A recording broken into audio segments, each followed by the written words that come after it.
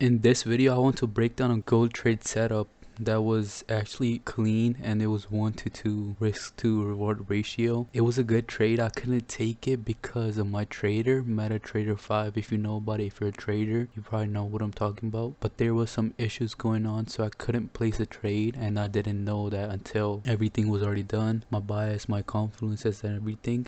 And I just wanted to put in a trade, but I couldn't because of the broker. It was something going on. This was a standard gold model I look for during the session every day, and I'm gonna just give you a walkthrough exactly what I did from like the start to end, and how you can see our lows right here got taken out, and it was more than 1 to 2 actually, but it was a good trade. And if I did take it, I would have made around $400 or $500, and it was a good trade. Starting on the higher time frame, every day we want to be on the 4 hour. At first we gotta see what the market is doing, if it's continuing up, continuing down, or switching a trend. And right here you would say it was an uptrend, but what I saw up here was after this high the market made this candle which didn't break above this high, and then there was this bearish candle. It told me that the trend is not continuing up no more. As of right now, we was bearish on the 4 hour. You go to the 1 hour,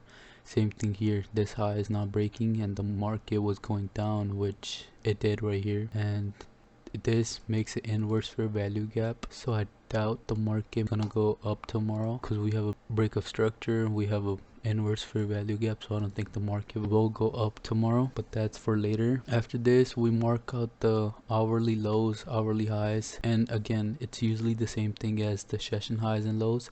So if you see these right here, they might be the same on the 30-minute chart where we usually mark out session highs and lows, and as you can see right here it's the same thing.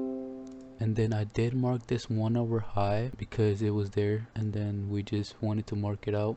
After everything is marked out, you want to go to the 5-minute chart and then see if the market is sweeping liquidity to any side. And you can see right here the market took out these highs during pre-session, or we could still count it as London session because New York session actually opens up at 9:30, and this was in pre-New York session. And then we have this here too that tell us that it's going to do a reversal. We can't be sure about that because it's just too much going on today, and then it could be confusing for some people. But what you want to do is look for a 5-minute break of structure, which we got right over here.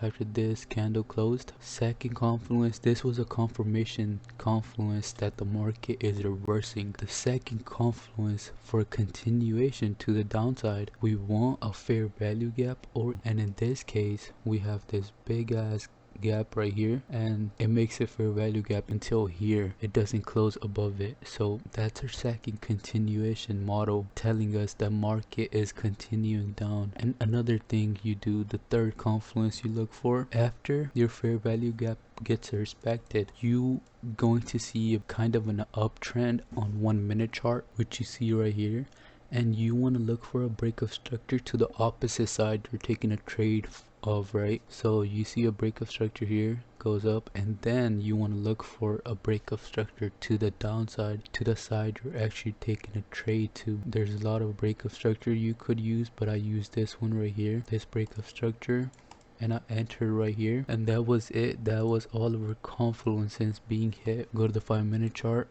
put in your trade. I'll put it in right here. Then you could have target these lows. That was probably like a 1-to-1, yeah, not even 1-to-1 for real, but I targeted these lows because I knew it was going to go all the way down, and then did a reversal after sweeping these lows. So if you're taking a trade in the PM session, you could take this trade, but this was a clean setup giving us 1-to-2 RR. We didn't take the trade because, like I said, because of number 5, it was just something going on my broker. I couldn't place a trade. It was a good setup. If you did take this trade, let me know in the comment section. So I just want to know like the people who are thinking the same thought process as me and taking the same trade and stuff. If you want more gold breakdowns like this, subscribe to the channel and I'll keep posting that. I'm trying to post every day.